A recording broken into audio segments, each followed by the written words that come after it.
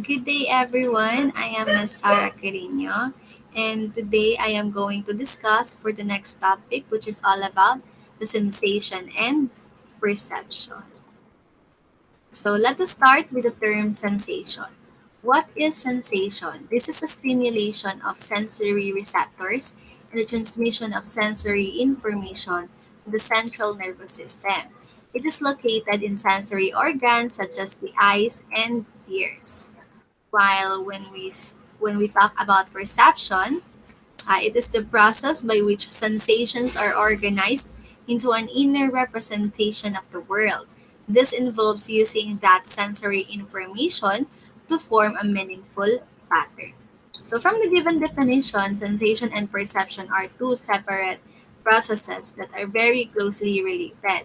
Sensation is input about the physical world obtained by our sensory receptors, and perception is the process by which the brain selects, organizes, and interprets these sensations. In other words, senses are the physiological basis of perception. But take note that perception of the same senses may vary from one person to another because each person's brain interprets stimuli differently based on that individual's learning, memory, emotions, and expectations. That is why when we look at this image, some of you may see a young lady and others may see an old lady. Because even though we're looking at the same picture, our perception differs from each other. That is why we could see different image from the same picture. So, are you able to identify the young lady or the old lady? So, let me tell you. So, this one here, uh, if your first if the first lady that you have saw is a young lady, this one is her face. Ayan. Tapos ears niya to, tsaka buhok niya. Parang nakatalikod siya, parang ganun yung form ng image niya. Ito yung eyelashes niya, tapos yung parang triangle dyan, yan yung nose niya. Tsaka ito yung jawline niya. Sana nakita niyo, no? Tapos ito, parang necklace niya to. So, parang ganyan. Pag ganyan siya. And yung old lady naman, ito yung mata niya. Yung kabilang mata niya, ito. Tapos ang laki ng nose niya, para siyang witch. Ang laki ng nose niya. Tapos ito yung chin niya. Ito yung chin niya. Dito si chin niya and then mouth niya to. So malaki ang head ni old lady compared sa young lady. Sana nakita nyo yung both image ng pictures. Pero nung una, iba-iba yung nakita natin. Some of you see an old lady and some of you see a young lady. Next, stimulus. Stimulus is a form of energy that can affect sense organs. These are the triggering factors of our sensory. No? For example, in this image, yan. The stimulus, which is the heat, this is the triggering factor of our sense. So the sense here is the sense of touch or the skin. No? It is detected by the receptors of the skin. And they send signals to the brain, which in turn instructs the body to cool off. Dahil we feel so mainit, di pala siya sense of touch. Yes, parang andun na din siya sa sense of touch kasi it's all about the skin kasi. So, ayun, nafe-feel niya na mainit and because of that, um, nag-send ng instruction si brain na mag-cool off ka body. Kaya ang ginawa nung girl na nainitan, nagpahangin siya. So, ganun din yung ginagawa nating mga people. That's the stimulus, the triggering effect. No, the triggering event or the triggering factor that causes our senses to work. Absolute threshold. Absolute threshold is the weakest amount of a stimulus that can be distinguished from no stimulus at all. It is detected 50% of the time. So to simply put into words, the absolute threshold is the smallest amount of a stimulus that a person can detect half the time. For example, in this image, um, for the sense of touch, we have our bee's wing as stimulus. So the human absolute threshold in the sense of touch could be feeling a bee's wing falling a distance of 1 centimeter onto your skin. And for the sense of hearing, we have the absolute threshold of hearing a clock ticking 20 feet away. And for the sense of sight, it is possible for us humans in seeing a candle flame 30 miles away on a clear night. And it could be smelling a single drop of perfume in a three-room house, or having an absolute threshold of tasting a single teaspoon of sugar dissolved in 2 gallons of water. Now, let's talk about subliminal stimulation. So, it is a sensory stimulation that is below a person's threshold for perception. It can't be seen by the naked eye or consciously heard. A great example would be, let's say, visual stimuli that is flashed so quickly on a screen that a person can process it. So therefore, they are unaware that they have seen anything. So that's the subliminal stimulation. Andun na yung triggering event or triggering factor. Kaso, hindi na-grasp ng sense natin. That's why it looks like we are unaware of something that happened. So that's the subliminal stimulation. Next, if there is absolute threshold, kanina, yung pinakamaliit na stimulus na kayang i-grasp ng ating sense, we also have difference threshold. So difference threshold is the minimum difference in magnitude of two stimuli required to tell them apart. In other words, it is a threshold in which the person could detect if there is a change in weight, color, shape, or etc. For example, yeah, in this image, are we able to identify the difference between these two pictures? The picture A and B? Yes, there are no cars. Ayan. So, able pa, grasp pa ng difference threshold natin. Ito naman, sa picture C and D, are we able to grasp the change? It may take you some time, no? Pero, kung makikita nyo, may maliit na dot dito. Ayan. May dot dyan, dito naman wala. Hindi ba? Ayan. So that's the difference threshold. We are still able to detect that even very small changes dyan sa picture na yan. How about naman sa letter D and E? Are we still able to detect differences or difference from each other?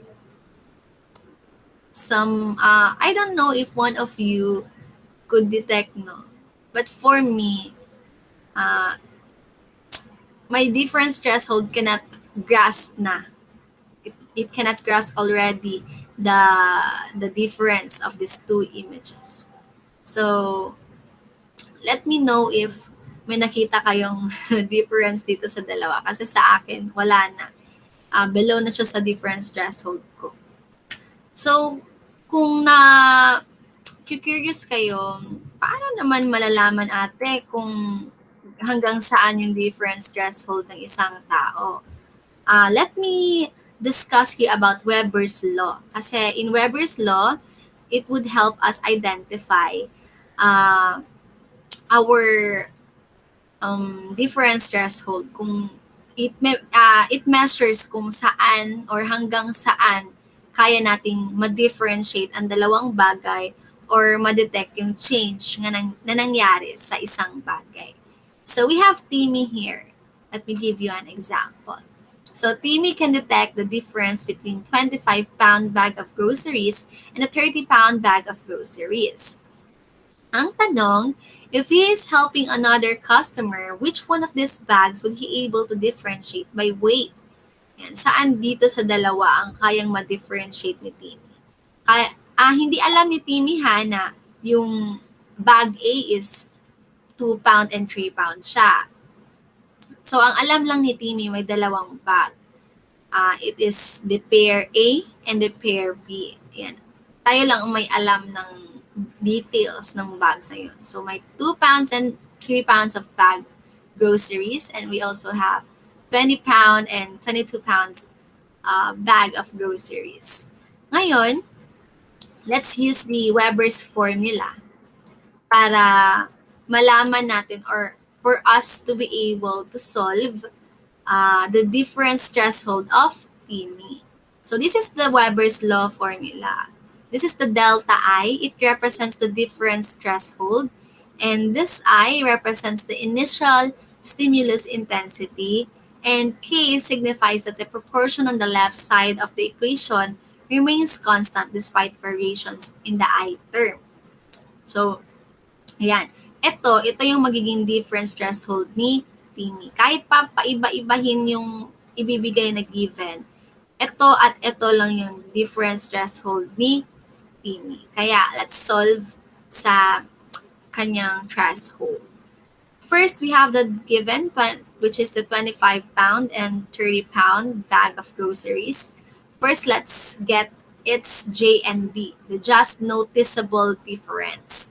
Para makuha yung J and D, isa-subtract lang natin yung 30 and 25. So, 30 minus the initial stimulus, yung initial na weight ng grocery bag. So 30 minus 25, that is 5 pound. So the J and D would represent the amount of our delta I. Ayan, i-represent niya si delta I. So kung ano yung answer sa J and D natin, ilalagay lang natin dito sa delta I, which is 5 pound. So yung I natin, yung initial stimulus na inintroduce kay Timmy. So 25. Now, for the solution, you just have to divide it. So 5 divided by 25 pound, we have 0.2 or 20% difference. Ayan. Ang kayang ma-detect ni Timmy, guys, na difference threshold is 20% and above. And below 20%, hindi na kayang i-detect ni Timmy if bumigat ba siya, may change bang nangyari, saan yung mas magaan, saan dito yung mas mabigat. So, as long as tumuntong siya sa 20, kaya yun ni Timmy. So, balik tayo dun sa example.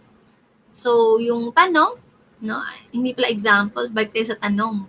Yung tanong, if he is helping another customer, which one of these bags would he able to differentiate by weight? So, we have, is it A, the 2 pounds and 3 pounds, or is it B, 20 pounds and 22 pounds? So, let's find out. For the solution, yung J and D, 3 minus 2, we have 1 pound. Initial stimulus, of course, the 2 pound. So to divide, 1 divided by 2, we have 0.5 or 50% difference. So let me ask you, would Timmy be able to differentiate the two bags between 2 pound and 3 pound bag of groceries? Yes, kasi 50% difference is higher than 20% difference threshold of Timmy. Very good. Dito naman sa B, ito. Magbibigay ako ng load. Magbibigay ako ng load sa unang mag-PPM sa akin. Kaya kung ikaw yung pinakaunang nag-watch ng reporting or presentation ko, good luck. Char, God bless. Ayan, congrats. So, yung i-solve mo is itong 20 pound and 22 pound. Ayan. Yung answer, i-PPM mo together with its solution ha. Kung paano mo kinuha si J and D, tapos ano yung anong amount ang magre-represent kay delta I, sa I, ano yun. Tapos, paano mo dinivide, tsaka ano yung answer. Tapos, i-identify mo din kung kaya ba ni Timmy. Kaya ba ni Timmy yung second option. So, ayokong sabihin kasi baka baka, baka kasi anuhin nyo lang, hindi ka, baka kopyahin nyo lang yung answer. Andito kasi yung answer sa presentation. Ay! Ayan, kung kaya nyo yung mag-grasp, kung kaya mag-grasp ng absolute threshold nyo yun. Or kaya maging sublimal sensation na lang yun. Except na lang kung pinos nyo. Bad. Ang bad nyo. So, ayan. Good luck sa first na mag-PM. Sana tama yung answer mo. Sana hindi ka nag-cheat. I'll give you 30 pesos load. Sino ba naman magbibigay ng 30 pesos load no? Nakikinig lang ng presentation. Kaya magsaya ka na para dyan. Happy na. So now let us move on with the signal detection theory. It explains how we detect signals consisting of stimulation affecting our eyes, ears, nose, skin, and other sense organs. So signal detection theory says that sensation is a judgment the sensory system makes about incoming stimulation. So a key notion here is that perception involves decision. For example, let's say that you are driving down the road and you think you heard a sound that might have come from the engine, and it sounded like a clunk, like clunk, clunk, clunk. And now, except sa noise ng clunk or sa heard na sound mo na clunk, you have your stereo going, and there are other noises or sounds from the road. So you are not sure if you heard something. Hindi mo masyadong na-clarify. May narinig ba ako? So, pumasok yun sa isipan.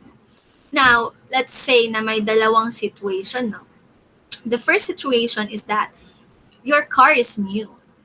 So, because your car is new, it has a history of smooth running.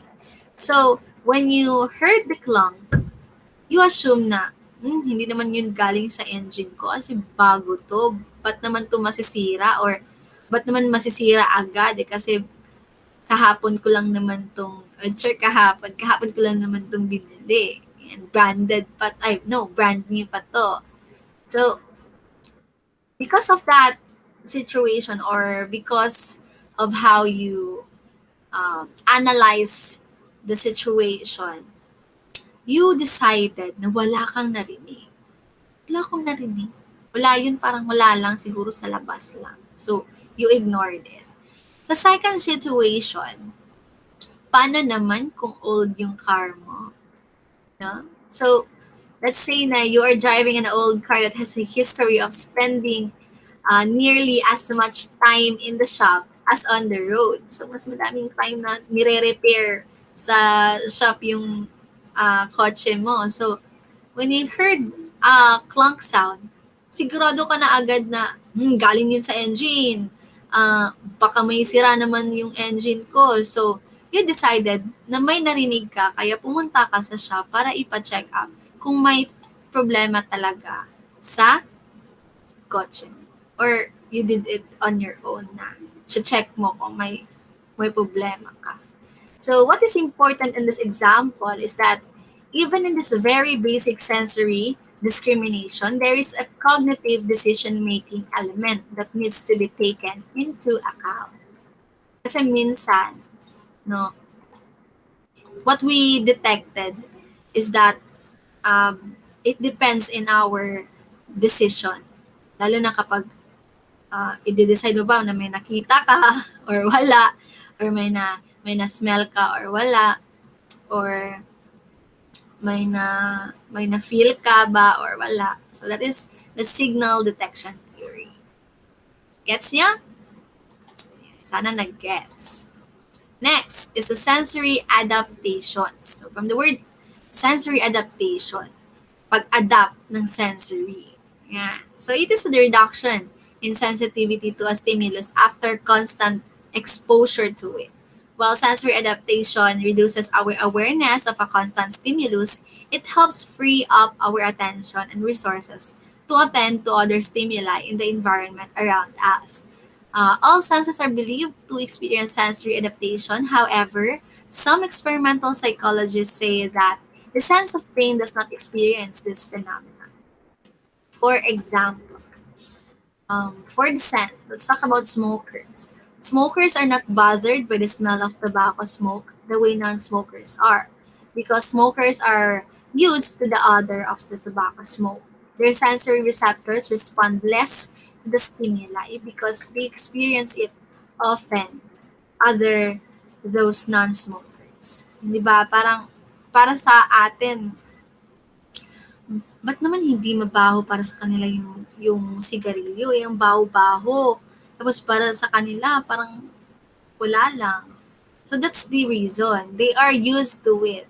Nag-adapt na yung sensory nila, kaya hindi na mabaho para sa kanila. And din yung nangyayari sa mga walang ligo-ligo ng mga tao. Akala nila, normal lang yung odor nila for them kasi sanay na sila sa baho nila. And actually, para sa mga taong, araw-araw naliligo, araw-araw mabango, nababahuan sila sa mga taong ganun. So, maligo na kayo guys kung hindi pa kayo naliligo. Joke lang. So, in the sense of touch, we have an example here. When you jump into a cold swimming pool or when you have your first step into a hot tub, the water may feel unpleasantly cold or too much hot, but eventually your body would adjust to the temperature and it would feel only mildly cool or perfectly pleasant. Yan, diba? Lalo na kapag nasa swimming pool tayo, lahat tayo nito is, I think, witness or naka-experience na first jump mo sa pool, ang lamig-lamig, hindi ko kaya ang lamig. Tapos, mamaya-maya, sasabihin mo, parang ang dami nang umihi kasi parang umiinit na yung water. Actually, hindi uminit yung water. Yung ibang bago lang din jump sa pool, nalalamigan din sila. It's just that your body is adjusting. It adapts the temperature ng water sa pool. Kaya walang nagwiwi, hindi madaming wiwi. Sadyang nag-adapt lang si sensory mo. Kaya good job sa sensory mo. What about hearing? So a classic example is city dwellers who are able to tune out traffic noise and other urban sounds. So even with that very noisy na surroundings, they could sleep with it. Kaya nilang matulog kahit marami na nagsisigawan sa labas, maraming nagkakantahan sa labas, may mga nagvi-videoke pa, lalo na yung mga houses na malapit lang sa videokehan. At first, ang hirap matulog, but eventually, masasanay din sila, and then parang wala na lang. So, ganun mag-adapt yung sensory natin. And that is sensory adaptations. So, under sensory adaptations, we also have sensitization and desensitization. So, what are those? When we say sensitization, it is the strengthening of a neurological response to a stimulus due to the response to a secondary stimulus. For example, if a loud sound is suddenly heard, an individual may startle at that sound. And if a shock is given following the sound, then the next time the sound occurs, the individual will subsequently react even more strongly to the sound. The best example here is na mabibigay ko is yung when we bumped into something. Let's say we are driving. Ayan, driving lang din. Tapos, nag-drive tayo, la la la la la. Tapos biglang, boosh! Ganun. Tapos, nagulat tayo. Ano yun? Tapos, bumaba tayo with cha-cha-cha. Tapos, pagbaba natin, we find out na, nakabangga ako. Nabangga ko yung gate ng kapitbahay namin. Kasi nag-reverse ka ng masyado. Pinili mo masyado yung music. Hindi mo na tinignan yung mo, mirror or yung back camera mo. So, ang nangyari, nabunggo ka. Tapos nag-create siya ng argument, nakamulta ka, naging bad yung day mo, naging miserable na, ang worst-worst na. And because of that, the next time na ma-heard mo yung same sound ng boosh, ganun, yung reaction mo is extreme na kesa dun sa first reaction mo. Kasi hindi ka lang na-startle. Yung emotions mo na din na, uy, ganun yung narinig ko nung nakabangga pa ba ako? May nabangga ba ako again?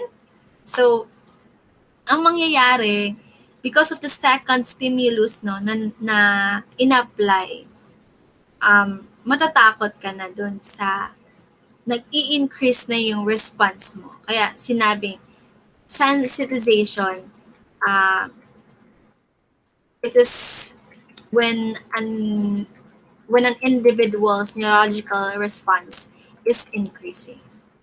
Yun yung sensitization. While when we talk about the sensitization, opposite sila because it is a process which reduces responsiveness to a certain stimulus by being repeatedly exposed to it. So, the example here, the best example that I could give is ito. Itong lalaking ito, this man here, he is afraid of spiders. So, pumunta siya sa isang therapist or psychologist, humingi siya ng tulong, help me doc, kasi may fear ako ng spiders, tsaka gusto kong i-confront yung fear na yun. So, ang nangyari, ang ginawa ng psychologist or ng therapist, first, pinapakita siya ng pictures ng spider na malayo. Tsaka, nung naging used na siya nito, parang nasanay na siya, hindi na siya masyadong natakot. Yan, pinapahawakan na sa kanya yung picture. Tapos, the next time, nung parang wala na lang sa kanya yung picture, hindi na siya natatakot, live spider na yung pinapakita sa kanya, 10 meters away. Then, nung nasanay na din siya, after a while, ginawang 5 meters na ng therapist. So, sabi na ng a large spider 5 meters away doesn't seem scary at all anymore. Actually, this is a meme. But it is still a very great example about desensitization. Kasi akala niya na yung spiders nakakulong tapos 5 meters away lang. Hindi niya alam na may spider sa likuran niya na mas malaki pa dun sa tinitignan niya. Pero that's a joke ha. Let's disregard this huge spider here.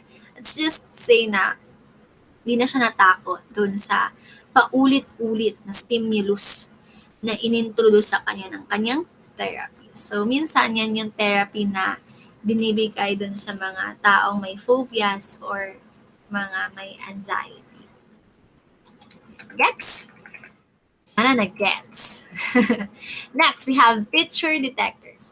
This is the ability to detect certain types of stimuli, like movements, shapes, angles that require specialized cells in the brain called feature detectors. Without this, it would be difficult for us, if not impossible, to detect a round object like a baseball hurtling toward you at 90 hours per hour. So, in our brain, we have these feature detectors that helps us to recognize faces, houses, chairs. So these are the parts no of the brain that that works for it. Pag tinignan niyo ako, ay, ito si Ate Sarah to. Ito na brain yung nagwo-work. Kasi yung feature detector niyo dyan na part, nag-work siya. So, congrats. Nakilala niyo ako. I am Sarah. So, next, we have visual perception. During organization and interpretation, the visual cortex applies rules to understand the information. We tend to automatically use this without any conscious effort. Just like when we see a ball, we would automatically identify if it is a ball. And as we look at our surroundings, we could identify easily the colors, shapes, or sizes that we see. So yun yung visual perception. Pag nakita nyo to, eto, ano to? Tumblr! Very good! So ganun, nag-work yung visual perception niya. So congrats guys. Ganun mag-work. Ayan. Yan yung ibig sabihin ng visual perception. Next, we have perceptual organization. Everything we see for the first time, while parts of a scene may correspond to objects we have some previous acquaintance with. We almost never see the same objects in the same configuration under the same lighting conditions from the same perspective. Ano ba yun, ate? Well, without it, without perceptual organization, we could not be able to distinguish a circle from a square. So, yung perceptual organization, ito yung nag-o-organize sa mga ideas natin sa mind.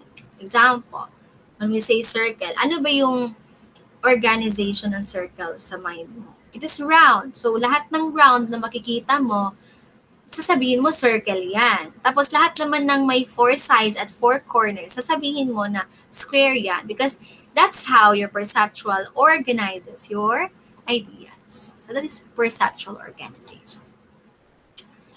And we have the Gestalt, the principles of Gestalt. And it have its five principles, namely figure ground, closure, proximity, similarity, and continuity. First, let's talk about figure ground. We organize an image so some parts appear to stand out, which is figure, in front of others, which is background. Reversible figures change the ownership of the contour lines. So figure, when we say figure, it is the object that we see or the person that is the focus of the visual field, while the ground, it is the background. So our perception can vary tremendously depending on what is perceived as figure and what we perceive as ground. Presumably, our ability to interpret sensory information depends on what we label as figure and what we label as ground in any particular case. And in my case, for me, the figure here is the tree. No? Mas na-focus ako dun sa tree. Tapos yung background ko is yung may monkey, lion, tsaka fishes, and yung iba may birds. Ayan. So, para sa inyo, siguro yung unang nakita nyo is yung monkey, lion.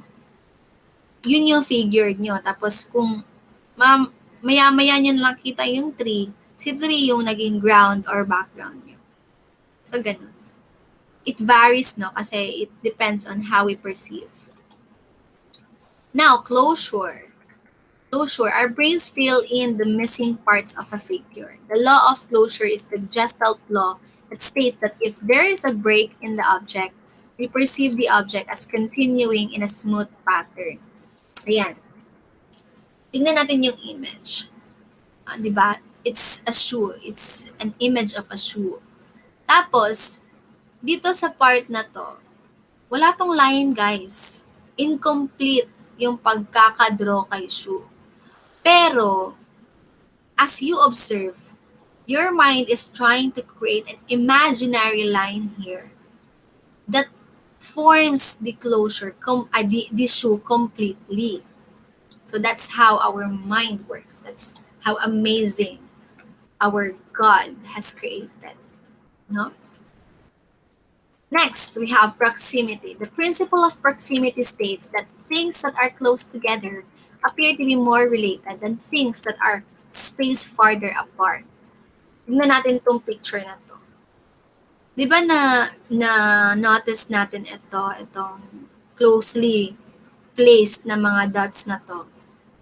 Para sa akin, may nakikita ako or may nare-recognize akong mammal. Mammal na kumakain ng grass. Ito yung head niya, ito yung legs niya, body niya, tsaka tail niya. Parang liit ng tail niya. Tapos legs niya, another leg niya. Nakita nyo? Sana nakita nyo. So, may mammal dito. Tapos ito naman parang soil lang or shadow ng tree. Ito to yung trunk ng tree tapos parang shadow niya tong nakapalibot dito. So because of its placement, no, dahil yung placement ng mga ink blobs na yon na, may na-recognize tayo from our mind. So katulad ng sinabi ko, itong mammal na to nakita ko dito kahit naman wala talagang mammal na makikita, pero because of what I have perceived, no, what I have perceived with this placement of ink, I have recognized a mammal. Ganun. Proximity, yung distance, yung pagka-place, yung pagiging close ng object together. It creates something sa ating mind. Similarity. So the law of similarity is the Gestalt grouping law that states that elements that are similar to each other tend to be perceived as a unified group. So just like the example here in this image, kahit nilagay na siya sa isang box, tell me if I'm wrong. Naka-group yung yellow circles sa mind natin. Naka-group din yung green circles. Ito ding green squares and yellow squares. Para siyang 4 groups, no, of shapes and colors. Pero kahit naman i-close mo pa yan ng maigi, dahil hindi naman sila hindi magkatulad ng shape ng si circle tsaka si square, tapos may katulad naman si square kaso hindi magkatulad ng color. Yung ginagawa ng brain natin, it tends to group, no, the objects that are same to each other. Next, continuity, the last one. The Gestalt continuity law explains how our brain experiences a visual line of elements that are grouped together. There is a tendency to perceive a line continuing its established direction. So we prefer to smoothly connect, or there is a smooth connected and continuous figures instead of disjointed ones. Katulad nito. Believe me guys, ang drawing na to, rectangle lang siya na nilagyan ng lines side by side. Wala nang iba. Pero in our mind, no, kahit i-deny pa natin, we think na itong line na to is continuous siya. Parang ganito yung nangyayari sa likuran. But the truth is, rectangle lang talaga siya na may mga sides sa magilid. So that's the principle of continuity. Now we are done with our Gestalt principles of Gestalt principle. We have now, let's discuss the bottom-up versus top-down processing. So, bottom-up processing is a mode of perceptual processing by which the brain recognizes meaningful patterns by piecing together bits and pieces of sensory information.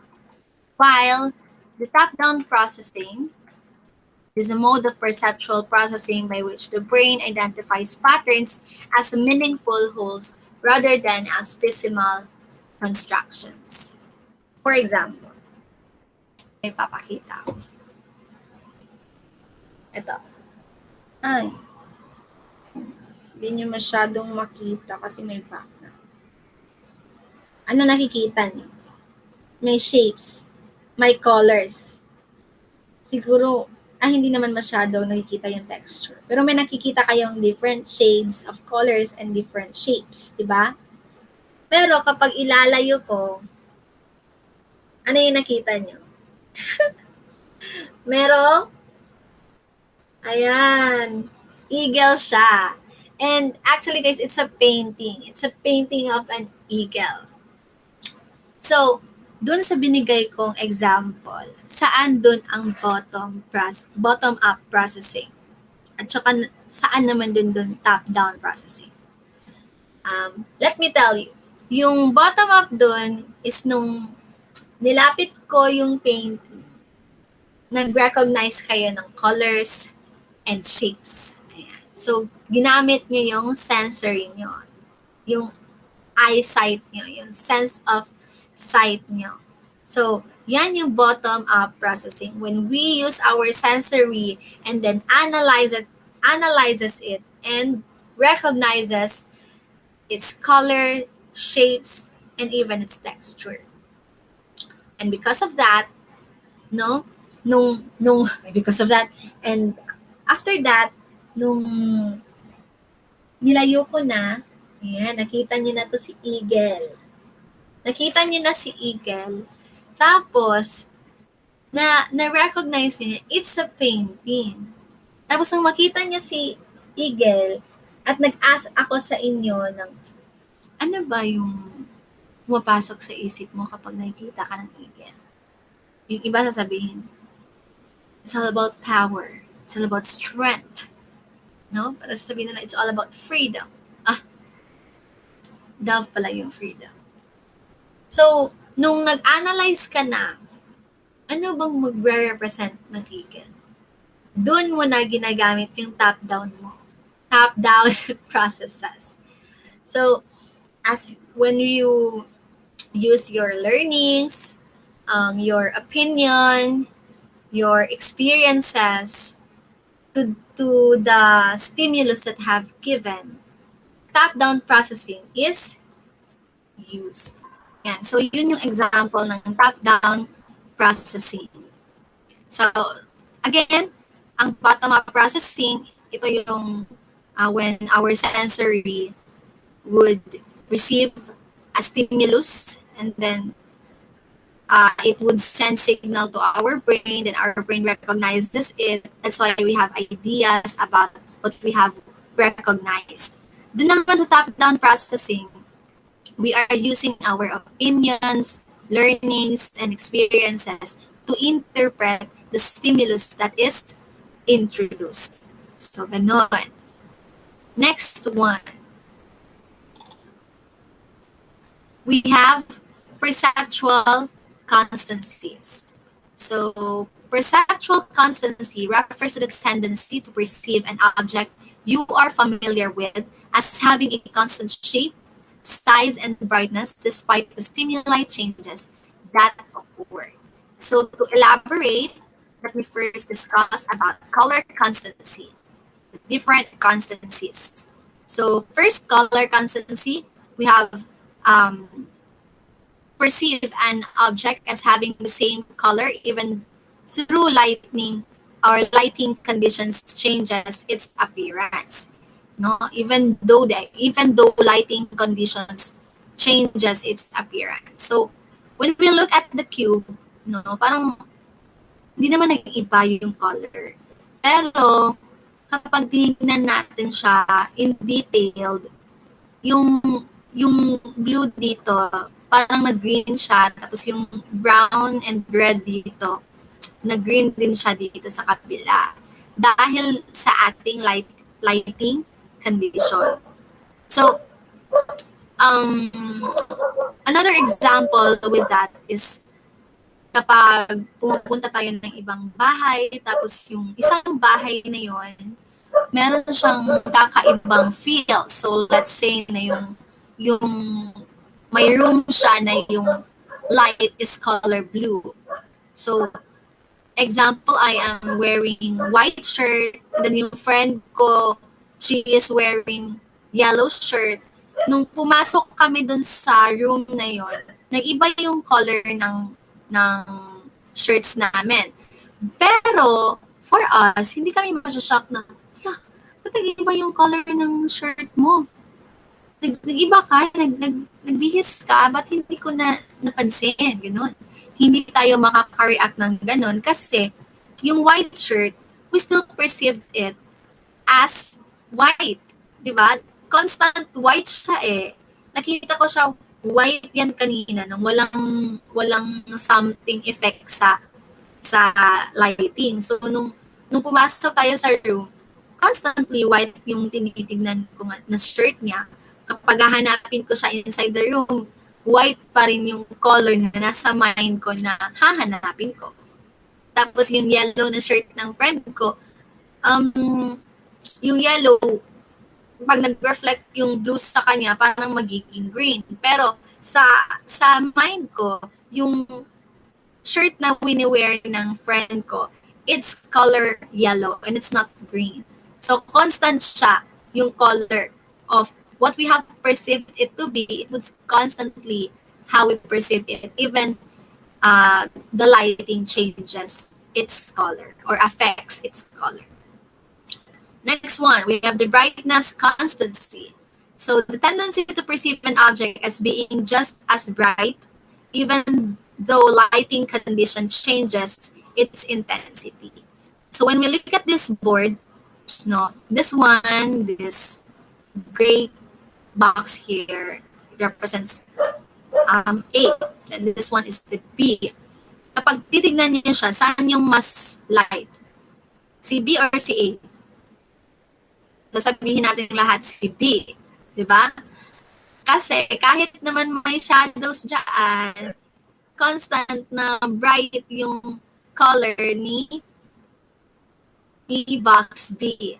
Pero kapag titignan natin, itong line na to, yan, itatabi natin siya sa dalawang box na A and B. Makikita natin na same color lang pala silang dalawa kasi yung B, affected siya ng shadows na nangyari na binibigay nitong green object ito.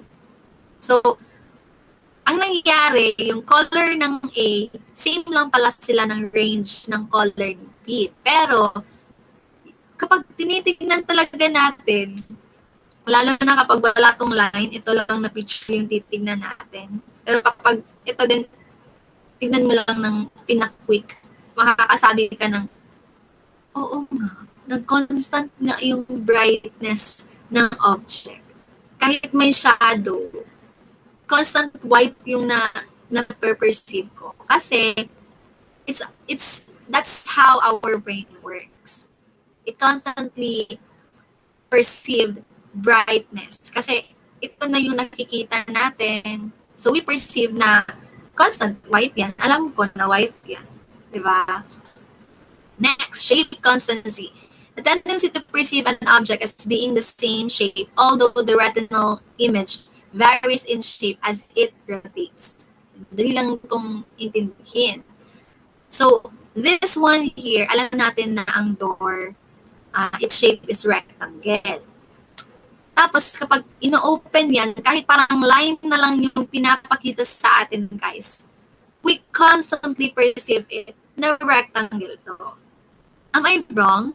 Kasi para sa akin, parang inopen lang yung door pero alam ko rectangle pa rin yan. Walang nangyari sa shape. Hindi siya nag-change. Kapag i-close again yan, yung shape parang ganito pa rin. Diba? May ganyan tayo na perception. That's because of the principle shape constancy. The tendency to perceive an object as being the same shape, although the retinal image varies in shape as it rotates. Ayan. Next, let's discuss about depth perception. It perceives the depth of objects that there is distance from us. This also involves the eye and the brain and are known as primary cues. So under depth perception, we have two primary cues. We have the monocular cues and the binocular cues. When you say monocular cues, our brain also uses information from the stimulus that requires the use of only one eye, and you only need one eye to use this to make it happen. And when we say binocular cues, our brain uses both eyes working together to provide information about depth and distance. And this is especially important for objects that are close. And so, para mas maintindihan, let's elaborate the topic. So, under monocular cues, we have texture gradient, the gradual reduction of detail that occurs in a surface as it recedes into the distance. Mag-a-ask ako, ano yung nakikita niyo sa mga flowers na to? Anong texture ng flowers?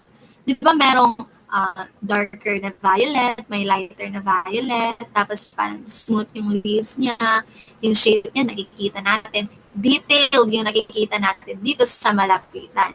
How about naman sa malayo? Di ba, palayo ng palayo, parang ano na lang, line ng violet na lang nakikita natin dito, which is actually, ganito siya tignan in, ayan, sa malapitan. Ganito siya tignan sa malapitan. So, ganyan yung texture gradient. Monocular cues on relative size, the tendency to visually perceive the object that produces the larger image in the retina as being closer. So the closer the object is, the bigger it is in our perception or in our visual. No, malaki to si man in red kaysa dito sa naka-blue na man. So dahil naman ito sa relative size na the closer it is, mas malaki siya kaysa dun sa malayo. Ganun lang, madali lang naman siyang intindihin. And when we say binocular cues, we have convergence. The brain detecting depth and distance from the changes in the tension in the eye muscles that occur when the two eyes turn inward to focus on the object. So, dito guys, let's say ito ha, itong finger natin. Kapag nasa malayo, iba yung focus niya, di ba? Hindi masyadong blur yung background. Tapos, okay lang, hindi masyadong natetense yung muscle ng eyes ko. Tapos, nung nilapit ko na siya, ayan, merong changes na nangyayari. Parang may transition. Yung nangyayari, mas blur na yung background ng pinofocus ko. Tapos, sa kanya naman, nafe-feel ko yung tension ng, parang, nanduling na ako.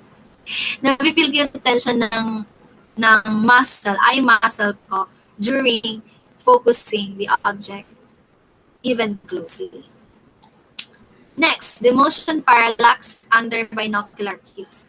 When an observer passes through a scene, just like when driving a car, it moves through the observer's field of vision at different speeds. So, we witness it every day, especially driving a car or riding a car. No? Napapansin niyo ba na yung objects na malapitan is mabilis yung galaw niya, yung pacing niya, kaysa dun sa malayuan? That's because of the principle of motion parallax. For us, sa ating visual perception, parang mabilis tong nasa closer objects natin. And yung direction, opposite. Kung pa-forward tayo, yung mga objects na tinitingnan natin, pa-backward sila. So that's the principle of motion parallax. Next, retinal disparity under binocular cues refers to the difference in the location of the visual image on the retina. As we can see in the illustration, no, when we try to cover something using our left eye, so we try to close our right eye, then we try to cover something. And then when we successfully covered it, try to close your left eye, then try to open the right eye without moving your thumb. Makikita nyo na kahit hindi nyo ginalaw yung head nyo, hindi nyo ginalaw yung thumb nyo, mag-iiba yung image as your eye changes its side. Left eye, iba yung vision ng left eye, iba din yung vision ng right eye. So that's because of the principle retinal disparity. Next, perception of motion.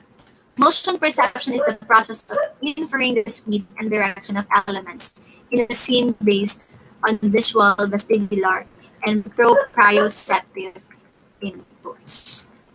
So, in other words, this is the ability to detect movement. So, when we look at the leaves of the trees and they are moved because of the air, moved by the air, we would actually recognize or detect that, nag-move yung mga leaves, sumasayaw yung mga flowers, yung mga trees parang nagsisway, ayan.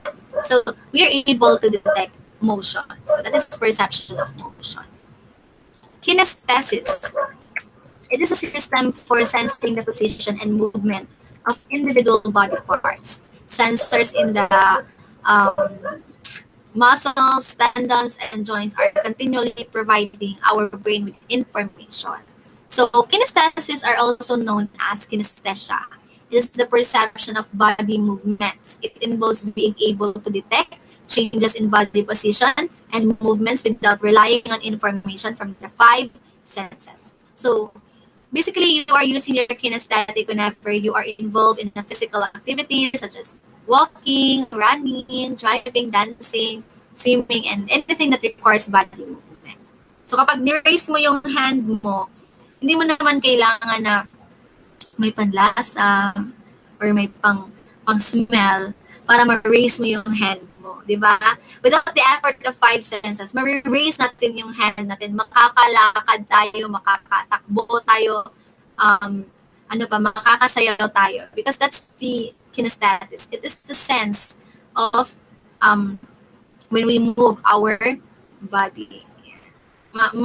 Masa-sense natin na naka naka-bend yung likod ko ngayon, no? Without naman sensing the touch, no? Kailangan natin i-detect ng touch natin na, naka-bend yung likod ko. Tapos, hindi naman kailangan na tingnan natin para magluhod tayo, di ba? Parang kahit nakapikit tayo, kaya natin i-detect na ang position natin is nakaupo. So, that's the sense of kinesthesis. Next, vestibular sense. It is a sensory system that contributes to balance and the sense of spatial orientation. So, that is the vestibular organ. And the vestibular organs are fluid-filled and have tiny hair-like sensors that help you maintain a sense of balance. And whenever the fluid moves up and down, it would send signals to your brain to know which direction you're facing.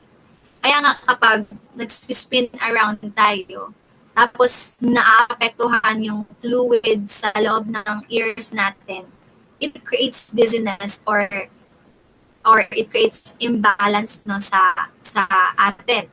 Parang mawawalan tayo ng balanse kasi yung fluid din sa loob, hindi din siya stable. Kaya we need our ears to be protected from infection, no? Kasi kapag infected yung ear natin, affected din yung sense of balance. Yes! And finally, for our last topic, extrasensory perception. It is defined by parapsychologists as the acquisition by a human or animal mind of information it could not have received by normal sensory means. Ito yung mga seventh sense, sinasabi nila, seventh sense. Let's talk about telepathy. What is telepathy? It is the ability to obtain information physically by reading the mind of another person. So mali yung sabi na, sa'yo kuha daw ko girl. Sa'yo kuha daw ko boss. Mali siya. No? Kasi psychopath, that is in disorder. So, ang tama na term, so, when we educate people, pwede natin sabihin na, mali pala yung psycho na term kasi yung psycho disorder yan, mental disorder yan. Yung telepathy na lang yung gamitin mo. Pwede kang mag-ask, do you have seventh sense of telepathy? Because telepathy is the ability to obtain information physically by reading the mind of another person. Char! So, that's how you educate people. Na, ito yung mga taong kayang i-read yung mind. Basahin mo yung nasa isip ko. So, kung may telepathy sense ka, alam ko nagugutom ka. Ganun. Next, we have clairvoyance. Clairvoyance is the ability to see information that no one else has, or the ability to know or to see what is happening distantly far away. Clairvoyance, example, magkambal. Yung isang kambal na nasa Mindanao, tapos yung isa is nasa Luzon. Yung nasa Mindanao, nasaktan yung bigla yung arm niya. Parang may na-feel siya na sense na, parang ang sakit Ano yun? Feel ko may nangyari sa twin ko dun sa Luzon. tawagan ko nga, tinay niyang tawag. Tapos pagtawag niya, sabi nung twin niya, Twinnie, oo nga, na-aksidente ako, I broke my arms. Charot, may arm lang pala. I broke my arm. Tapos, ayun, magko-conclude siya na tama pa. Kita ko kasi na-feel ko. Ayan. Sa ibang movies naman, when we say see, nakikita na, nila talaga yung nakikita sa ibang bansa. Let's say, na nasa Philippines, tapos nakikita niya kung anong nangyayari sa Paris. So that's supernatural na. And that is also one of the example of clairvoyance. Recognition, it is the ability to view events before they happen. So if ang clairvoyance is nakikita niya yung nangyayari sa malayo, yung precognition, nakikita niya yung future. Kung ano ang mangyayari in the future. So sasabihin niya na in the future, single ka. So that's the end of our lesson. I hope that you enjoyed listening, no? And you have learned something from me. So, kita-kita kits sa class. And thank you. Bye!